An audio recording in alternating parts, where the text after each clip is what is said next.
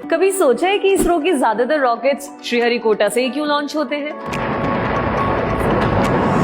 Number 1, safety and security. Sriharikota में ज्यादा human population नहीं है, जिसकी वजह से किसी भी लॉन्च एक्सीडेंट के केस में ह्यूमन लाइफ या प्रॉपर्टी को रिस्क के चांसेस कम हो जाते हैं। Number 2, proximity to the equator. Sriharikota is relatively close to the equator. सबसे पहले इक्वेटर के बारे में ही जान लेते हैं। इक्वेटर मतलब एक इमेजिनरी लाइन जो अर्थ को 2 पार्ट्स में डिवाइड करती है। इसकी हेल्प से रॉकेट को नेविगेट करने में काफी आसानी होती है। सी, हमारी अर्थ की रोटेशनल स्पीड सबसे ज्यादा इक्वेटर के पास ही होती है, इसलिए दुनिया के ज्यादातर लॉन्च पैड्स इक्वेटर के पास ही बनाए जाते हैं ताकि रॉकेट को अर्थ की रोटेशनल वेलोसिटी की हेल्प मिले और कम से कम फ्यूल यूज हो। नंबर 3, मोरोवर अगर अब बात करें ज्योग्राफिक लोकेशन की, तो श्रीहरिकोटा ईस्टर्न कोस्ट में है and it is surrounded by the bay of Bengal. होता यह है कि रॉकेट्स को तेजी से ऊपर पहुंचाने के लिए उनमें बूस्टर्स लगाए जाते हैं, जो एक टाइम के बाद रॉकेट से सेपरेट होकर वापस अर्थ की तरफ ही आकर गिरते हैं। अब अगर आसपास पानी ही होगा तो ये सेपरेटेड रॉकेट हार्डवेयर पानी में ही आकर गिरते हैं, जिसकी वजह से रिस्क फैक्टर कम हो जाता है और अर्थ वेस्ट से ईस्ट की तरफ रोटेट करती है। इसलिए ज्यादातर लॉन्च पैड्स को ईस्टर्न कोस्ट में ही चुना जाता है।